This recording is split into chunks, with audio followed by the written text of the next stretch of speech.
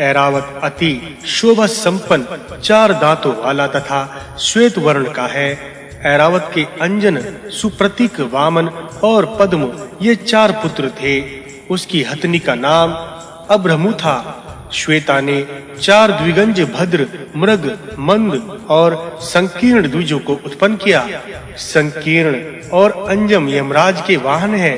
भद्र और सुप्रतीक जो हरे रंग के हैं वे वरुण के वाहन हैं। पद्म और मंद जो श्वेत वर्ण के हैं वे कुबेर के वाहन हैं। मृग जो श्याम वर्ण के हैं वे अग्नि के वाहन हैं। पद्म नामक हस्ती वरुण के वाहन में से एक है। उसके 8 पुत्र हुए। वे सब दुष्ट स्वभाव वाले हुए।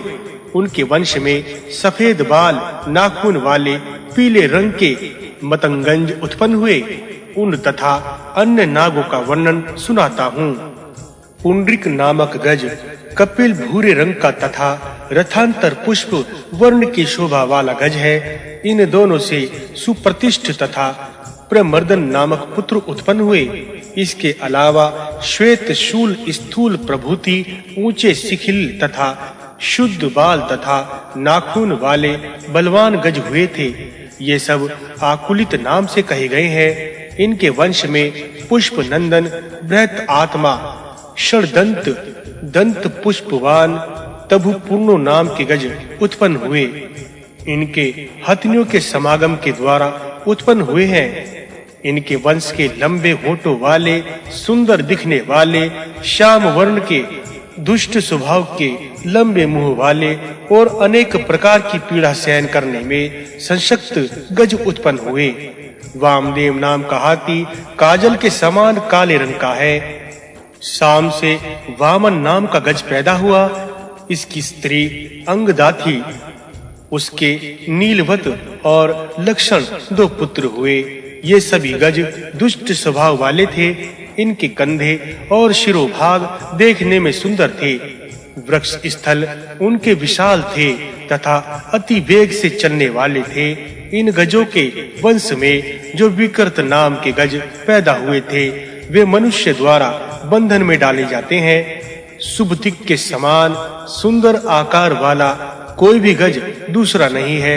उसके प्रहारों संपाति और प्रथुश्चति नाम के 3 पुत्र हुए। अंजन से अंजना और शाम से अंजावती का जन्म हुआ है। इन दोनों की माता भी आयुरज की पुत्री मानी जाती है। इनके वंश में काले अलग-अलग सिर वाले तथा चौड़े मोटे ताजे काले वर्ण के पीले चौड़े मुख वाले हाथी पैदा होते थे। चंद्रमा और शाम के पिंगला कुमुदूती पैदा हुए। पिंगला के महापद्म और उर्मिला नाम के 2 पुत्र हुए। उसके वंश में अत्यंत दुष्ट स्वभाव वाले, बलशाली लंबे पेट वाले, बड़े-बड़े दांत वाले हाथी, युद्ध में रुचि वाले नाग उत्पन्न हुए। देवासुर संग्राम में देवताओं ने अपनी विजय के लिए इन्हीं हाथियों को अपने पास रखा था। विजय पाने के बाद उनको छोड़ दिया। इसके बाद सभी हाथी विभिन्न दिशाओं को चले गए। इनके वंश में उत्पन्न विनम्र स्वभाव वाले हाथियों को देवताओं ने अंग, लोमपाद, सूत्रपाद को दिया। 2 रद दांत होने के कारण इनका नाम हिरद पड़ा। हस्त सून होने के कारण इनकी हस्ती या हाथी कहा जाता है। उनके सून के कारण इनको करी भी कहा गया है। वरण पूजन होने के कारण इसको वारण, 2 दांत होने के कारण दंती, गर्जन चिघाड़ने के कारण नाग, मतंग से उत्पन्न होने के कारण गूंजर, नागो, वृक्ष या पहाड़ों के दुश्मन होने से नाग, इनको सूंड तथा मुंह दोनों के द्वारा जलपान करने के कारण द्वित कहते हैं। सामवेद के गान करने पर ये पैदा हुए हैं, इसलिए ये समान कहलाते हैं। इनकी जीभ पीछे को लोटी रहती है, जिसके कारण ये बोल नहीं सकते।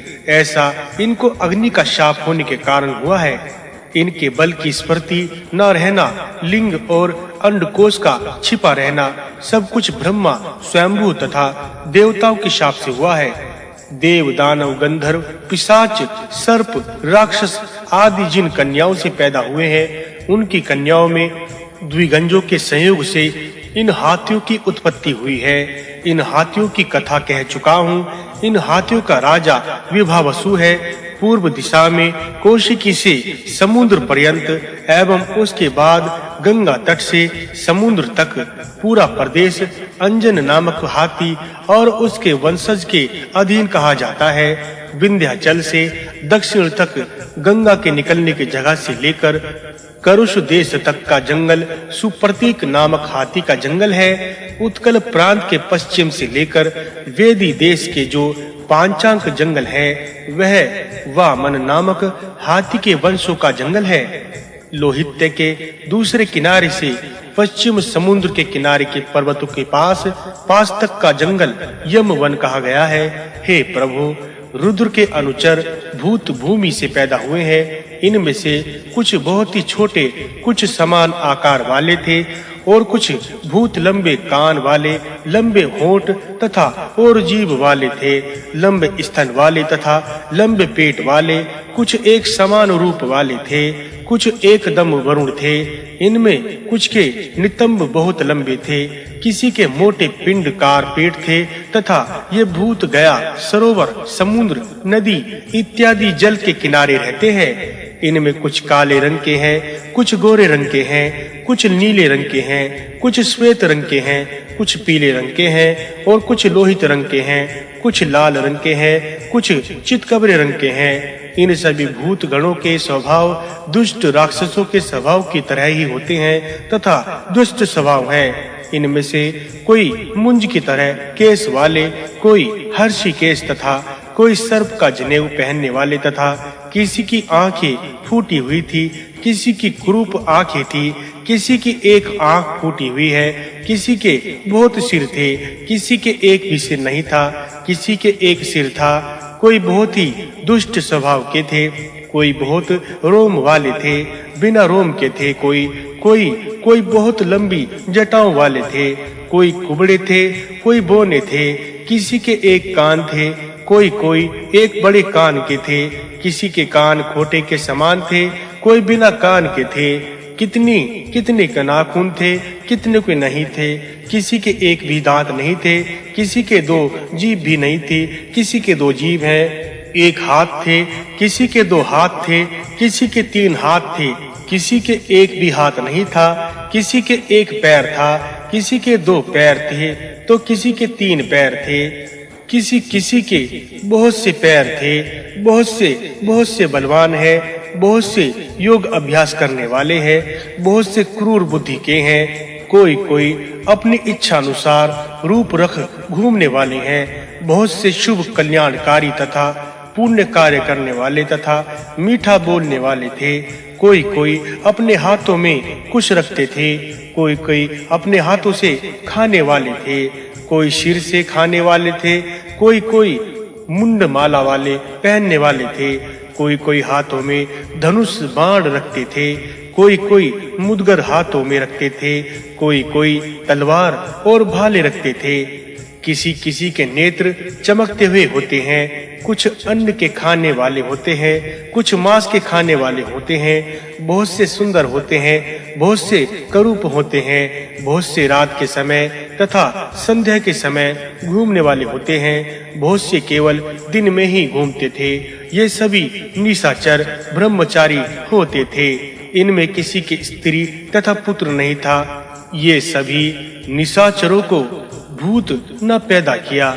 इन सभी आत्मा योगो भूतों की संख्या गिनती में 1 लाख थी।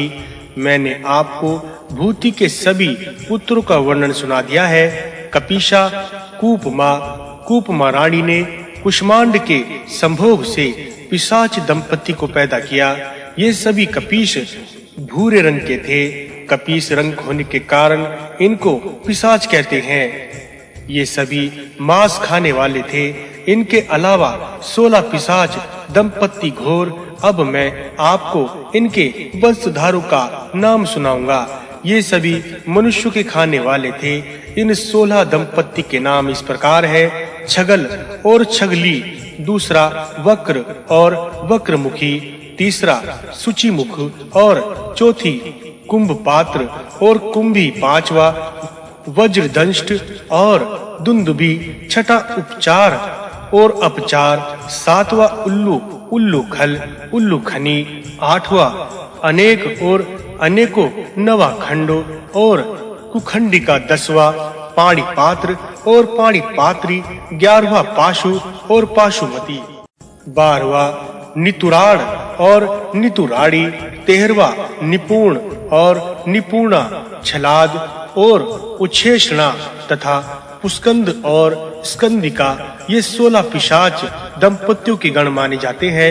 अजामुखी, बकमुख, बकमुखपुरी, स्कंदी, विपाक तथा अंगीरा, कुंभपात्र, प्रकुंदक, उपचार, उलुखलिक, अनक, कुखंडिक, पाणिपात्र, नेतुंड, अनर्ष, निपुण, सूचिमुख और उच्छेषणाद कहे जाने वाले 16 कुल हैं। कुष्मांड के कुल में उत्पन्न होने वाले इन कुलों का वर्णन किया है। इन्हीं के वंश में ही अन्य पिशाच गणों की उत्पत्ति जाननी चाहिए। इनके पुत्र पौत्र आदि की संख्या अनंत है, जो अत्यंत भयानक है। अतः उन पिशाचों के लक्षण सुनिए। पिशाचों के सभी अंग केश से भरे रहते हैं, गोल आंखें, दांत, नाक आदि होते हैं, परंतु अंग टेढ़ा मेढ़ा होता है। ये मनुष्यों का भक्षण करते हैं और मुख नीचे को किए रहते हैं। कुष्मांडिक कहे जाने वाले पिशाचों के केस होते नहीं, यहाँ तक कि रोम भी नहीं होते। चमड़े चर्बी को अपने शरीर पर वस्त्रों की जगह लपेटे रहते हैं। यह हमेशा तथा तिल का आहार करते हैं। वक्र नामक पिशाचों के सभी अंग, हाथ, पैर आदि टेढ़े मेढ़े होते हैं। वे चलते में भी वक्र होते हैं। नितुंदक नामक पिशाच लंबे पेट वाले, ऊंची नाक, छोटा शरीर, छोटे सिर, हाथ बालों वाले होते हैं। वे तिल, भक्षी और सुंदर कान वाले होते हैं। अनेक मक नामक पिशाच गण बोने होते हैं। वे अधिक वाचाल तथा उछल उछल कर चलने वाले होते हैं। वे वृक्षों पर निवास करते हैं और वहीं पर आहार विहार करते हैं। पांचु पिशाचों की बाहें ऊपर की ओर होती है, उनके रोम भी ऊपर को खड़े रहते हैं। वे अपने अंग से धूल गिराते रहते हैं। उमवीर नाम पिशाच शमशान में निवास करते हैं। वे अपनी धमनियों को जानने वाले, दाढ़ी, मूंछधारी तथा वस्त्र धारण करने वाले होते हैं। उलुख नामक पिशाच झुंडों में चलते हैं। उनकी लंबी जीभ होती है तथा अपने होठों को चाटने वाले होते हैं। हाथी तथा ऊंट की तरह मोटे सर वाले होते हैं। कुछ कुंभपाक नाम के पिशाच गण जो है, बिना देखे हुए अन्न का भोजन करते हैं। वे अति सूक्ष्म होते हैं। इनके शरीर पर रोम तथा पीले वर्ण के होते हैं। ये कहीं दिखते हैं, कहीं अदृश्य हो जाते हैं। निपुण नाम के पिशाच भूमि पर मनुष्यों को अकेले ही देखकर उनको खाने दौड़ते हैं। उनके मुंह कान तक फैले हुए होते हैं। उनकी भौहें लंबी होती हैं और उनकी नाक मोटी होती है। पूर्ण नाम के पिशाच निर्जन स्थानों में रहते हैं, जहाँ पर कोई भी जीव नहीं रहता। उस जगह पिशाच पूर्ण नाम के रहते हैं, जो इनके शरीर मोटे तथा हाथ पैर छोटे छोटे होते हैं। ये पिशाच छोटे छोटे बच्चों को पकड़कर खाते हैं। ये हमेशा प्रसूति गृह में रहते हैं। इन पिशाचों के हाथ पैर पीछे की तरफ रहते हैं तथा छोटे शरीर के होते हैं तथा शीघ्र तेज चलने वाले होते हैं। ये युद्ध में जाकर खून पीते हैं। स्कंद के नाम के पिशाच नंगे रहते हैं। पिशाचों के बाल लंबे होते हैं तथा ये पिंड कारक होते हैं। इनके रहने का स्थान ठीक नहीं है, कभी भी कहीं भी भ्रमण करते रहते हैं। और भी बहुत से पिशाच गण हैं। वे पिशाच झूठा खाने वाले कहे जाते हैं। मैंने आपको इस तरह 16 पिशाच जातियों का वर्णन सुनाया है। ब्रह्म जी ने अपनी ऐसी अल्प बुद्धि युक्त तथा तरह तरह की सूरत वाले पिशाचों को अंतर्ध्यान होने तथा अपनी इच्छा अनुसार स्वरूप धारण करने का वरदान दिया है। पिशाचगण दोनों संध्याओं के समय इधर उधर घूमते रहते हैं। ये पिशाचगण उन स्थानों पर रहते हैं जो स्थान टूटे फूटे हों तथा जिस जगह अत्याचार पाप होते हों।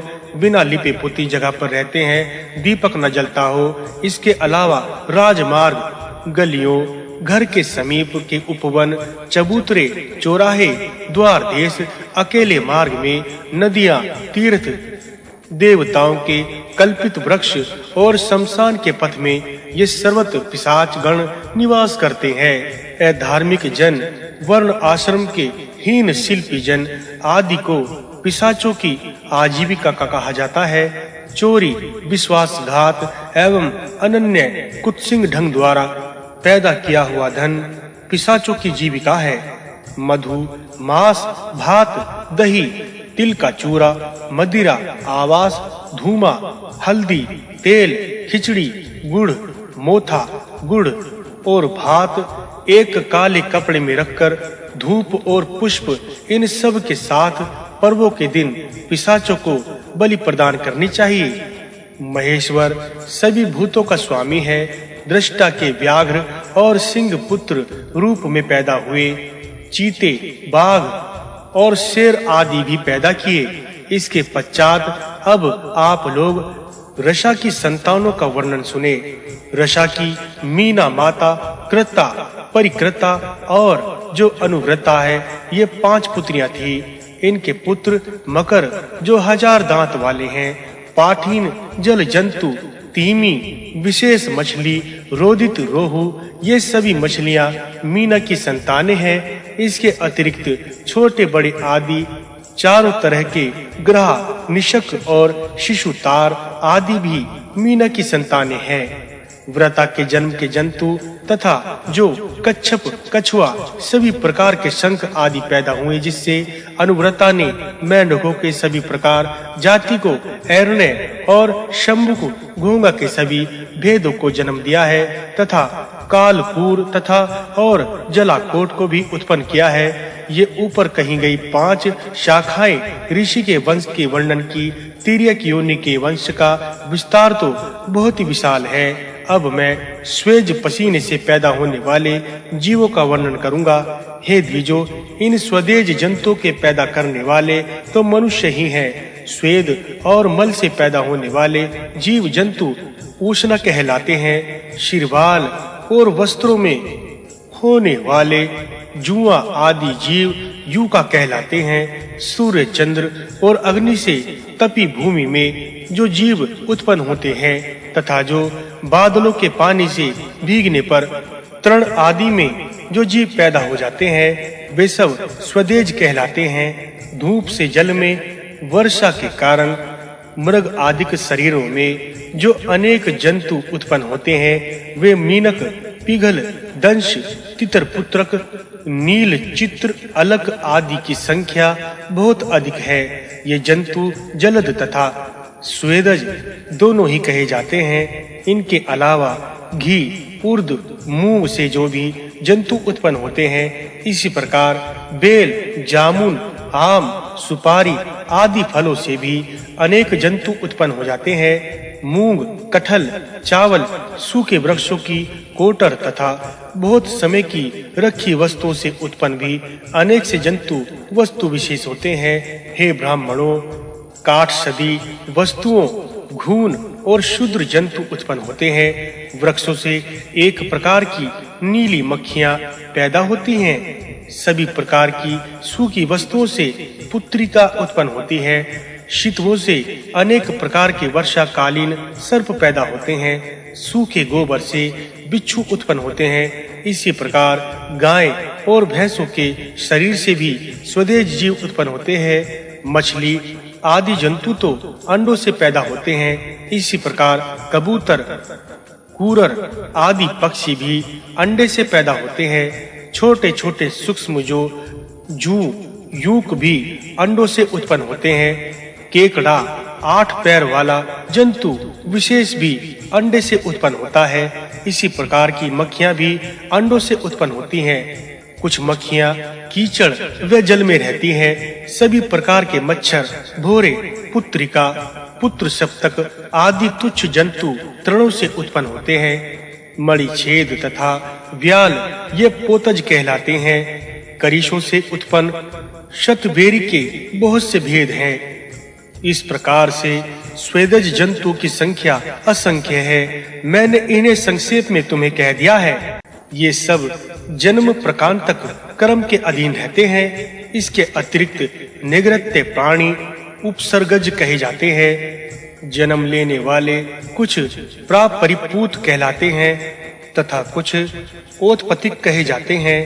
सभी देवता लोग ओत्पत्तिक और कुछ देवता योनि के द्वारा उत्पन्न होते हैं। श्याम, शबल, अर्जुन, कृष्ण, धूम्र, अरुण और तुलालाबु ये कद्रु की संतानें हैं। सुरसा के 100 शिरोमृत नाम वाले पुत्र थे। सर्पों का राजा तक्षक और नागों का राजा वासुकी है। ये तमोगुणी तथा क्रोध वाली प्रजा है। इसके बाद अब पुलह की संतान जो पुलह के पुत्र के योग से ताम्रा में उत्पन्न हुई, इनका वर्णन सुनो।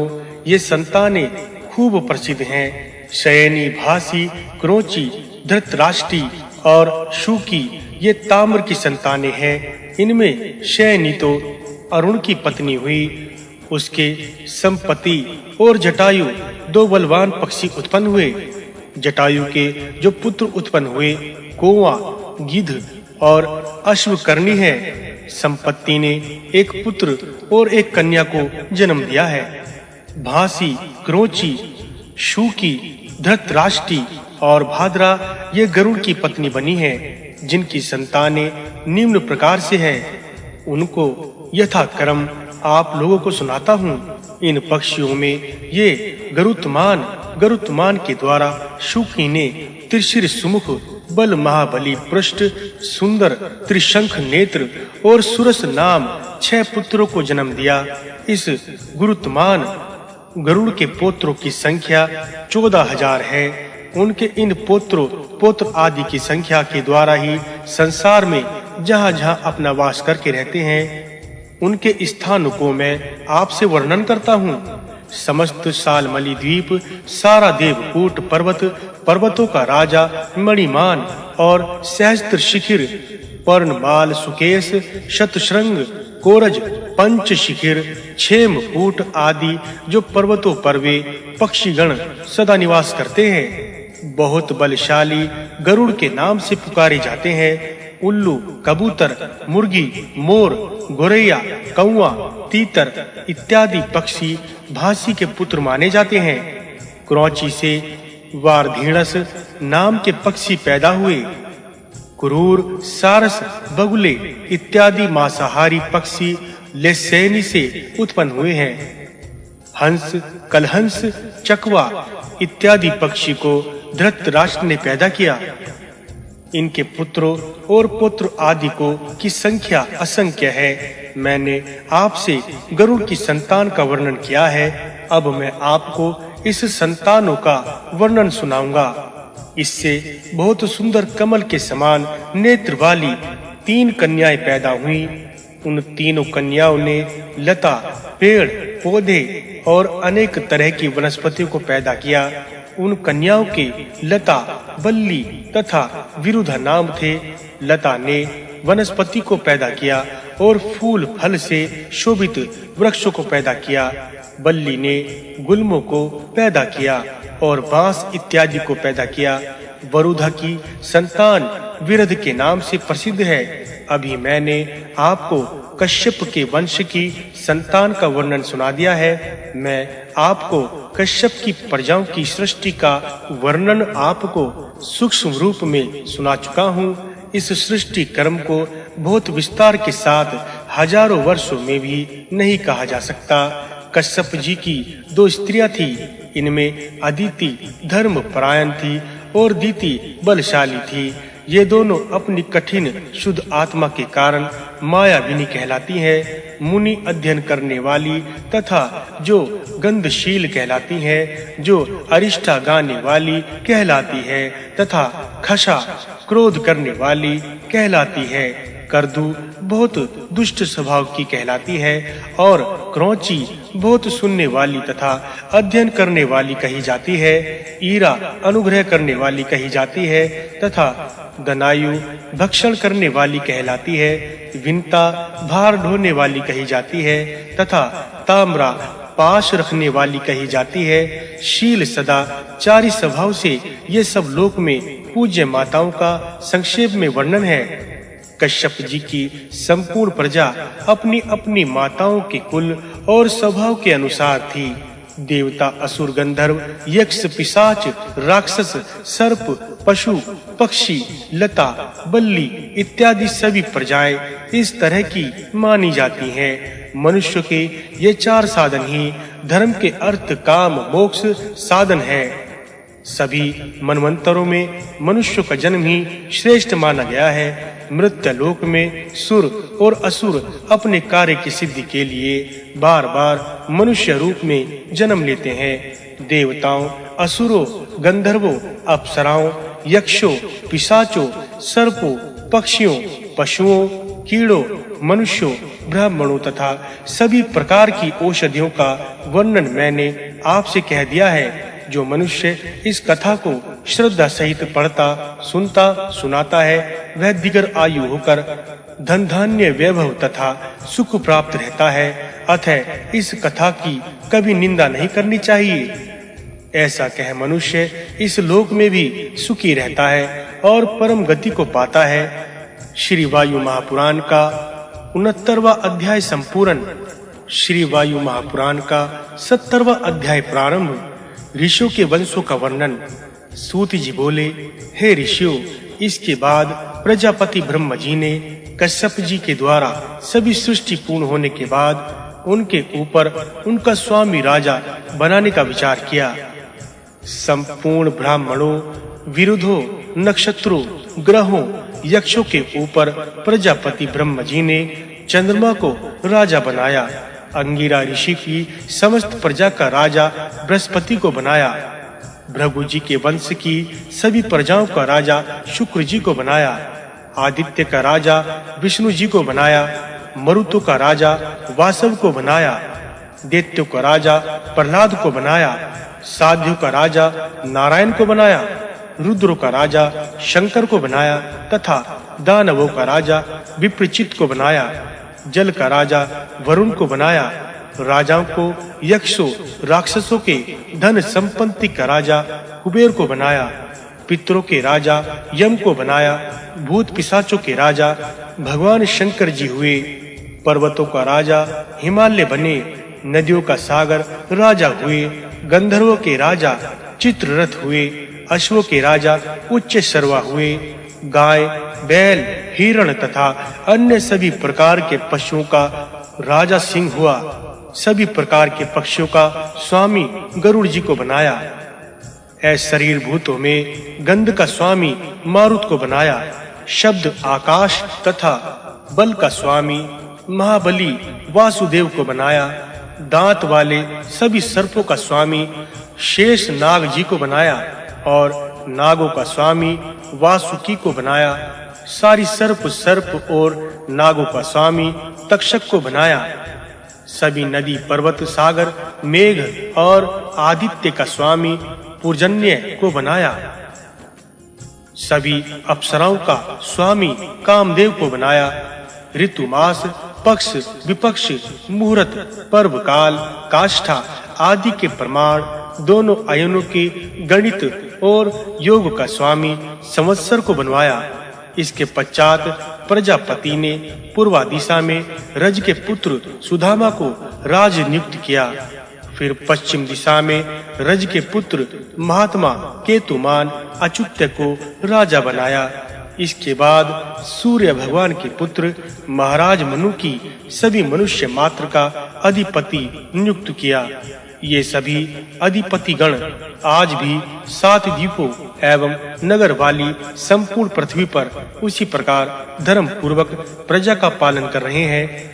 पूर्व काल में स्वयंभू मनवंतर में ब्रह्मा जी ने इन सब को राज्य पद पर अभिषेक किया था।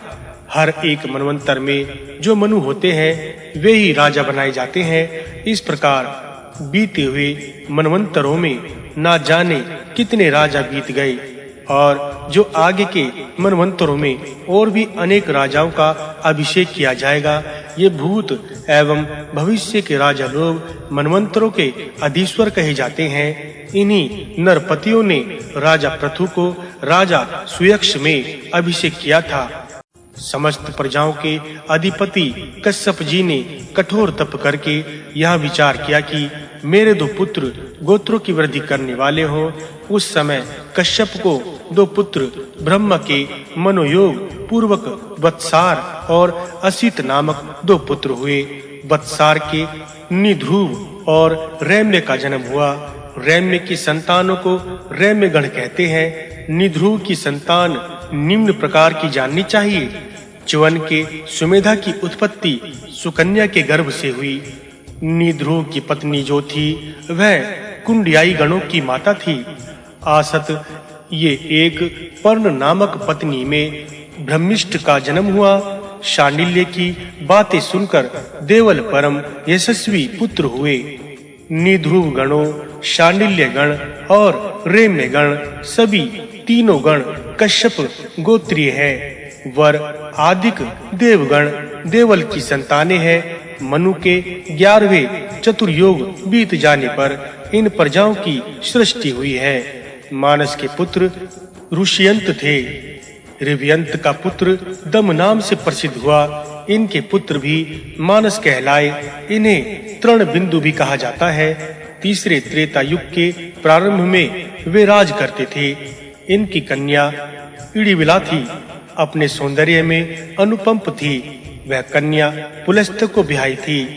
इडिविला में पुलस्त के द्वारा विशर्वा ऋषि का जन्म हुआ। उनकी 4 पत्नियां थी। देवाचार्य बृहस्पति की परम यशस्विनी कन्या देव वर्णिनी विशर्वा को ब्याही थी।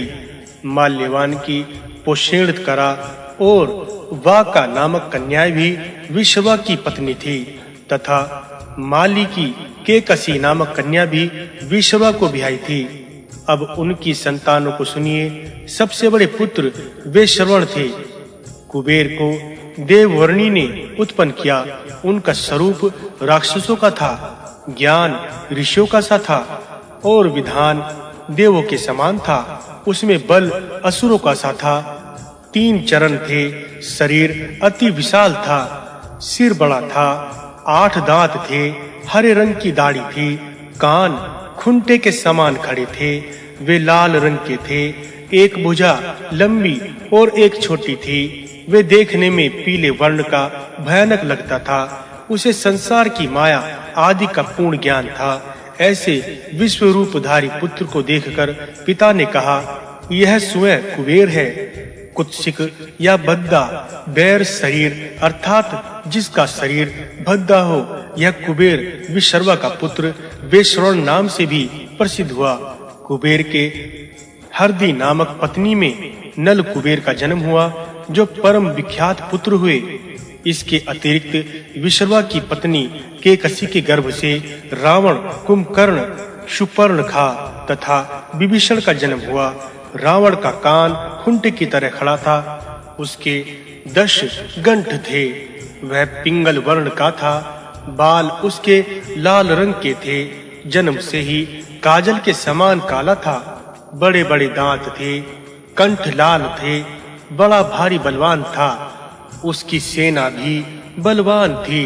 वह सत्य बुद्धि था। शरीर धर्ण तथा राक्षसों जैसा ही था। स्वभाव से वह क्रूर और भयंकर था।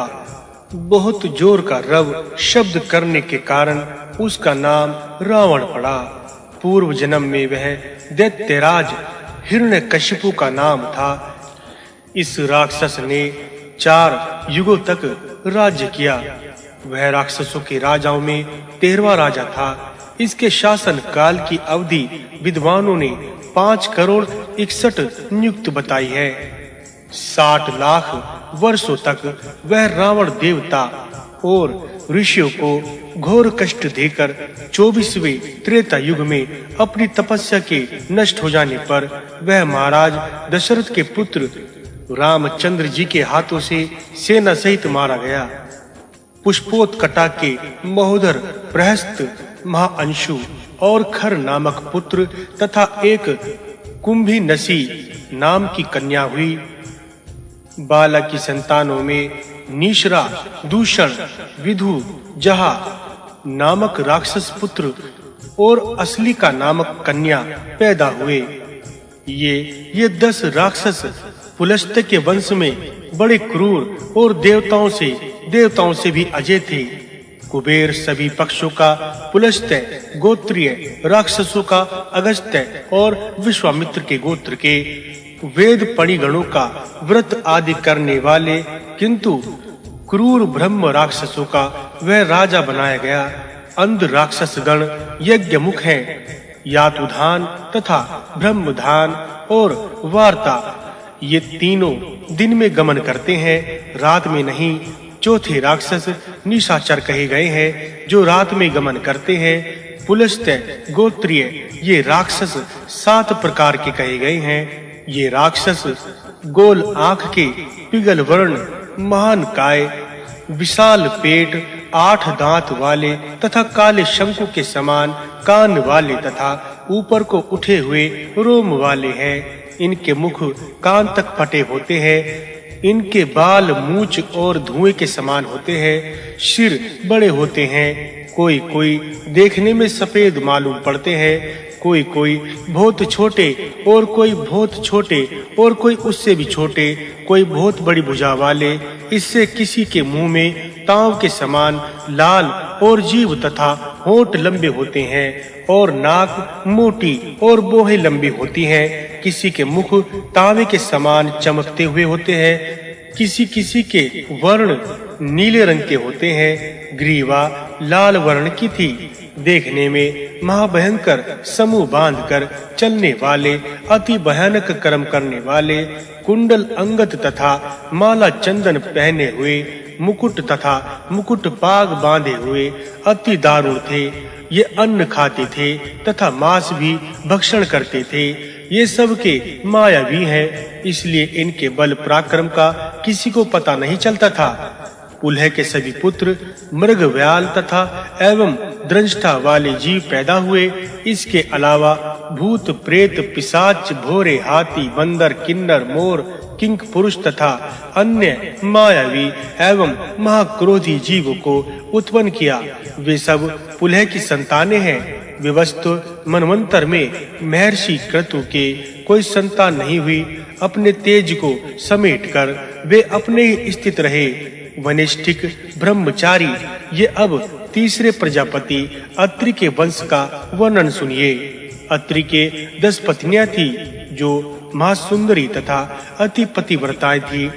भद्राख की 10 कन्याएं घृताची अप्सराओं में पैदा हुई थी, जिनके नाम भद्रा, सुद्रा, शालदा, मलदा, बेला, खला, गोपचला, मान, रसा और रत्नकूटा थे। इन सब का पति अग्नि गोत्रीय वंश का प्रभाकर था। उसने भद्रा में सोम को पैदा किया। एक बार सूर्य राहु के द्वारा आहत होने पर पृथ्वी की ओर गिरने लगे। सभी भूमंडल अंधकार में हो गया। उस समय प्रकाश दान देने वाले ये यशस्वी सोम ही थे। आकाश मंडल से जब सूर्य गिर रहे थे तब ऋषि ने आशीर्वाद दिया कि तुम्हारा कल्याण हो। इससे वे आकाश से गिरे नहीं। 10 स्त्रियों में उनसे 10 पुत्र उत्पन्न हुए। वे कल्याणदायिनी और वेदों के पारगामी विद्वान थे। उनके परम विख्यात यशस्वी महातेजस्वी 2 पुत्र थे, दत्तात्रेय और दुर्वासा। उनमें एक कनिष्ठ अवला नाम की ब्रह्मवादिनी पुत्री भी थी। अत्रि के पुत्र महात्मा महातेजस्वी पुत्र दत्तात्रेय जी तो साक्षात विष्णु भगवान के स्वरूप ही हैं, ऐसा पौराणिक विद्वान कहते हैं। उनके वंश के 4 गोत्र पृथ्वी में अति विख्यात हैं। उनके नाम है श्याम, मुद्गल, बलराक और गवेष्ठिकर, जो हे विद्वानों, कश्यप से नारद पर्वत और अरुंधति की उत्पत्ति हुई। नारद ने अरुंधति को वशिष्ठ जी को समर्पित किया। नारद नैष्ठिक ब्रह्मचारी व्रत परायण थे। प्राचीन काल में दक्ष के शाप से जब देवासुर संग्राम छिड़ा था, अनावृष्टि के कारण समस्त लोक ध्वस्त हो गया। देवों के सहित देवराज इंद्र व्याकुल हो गए। उस समय तप के बल से वशिष्ठ जी ने प्रजा की रक्षा की थी। उन्होंने अन्न, औषधि, मूल, फल आदि की सृष्टि की। वशिष्ठ के अरुंधति में शक्ति का जन्म हुआ।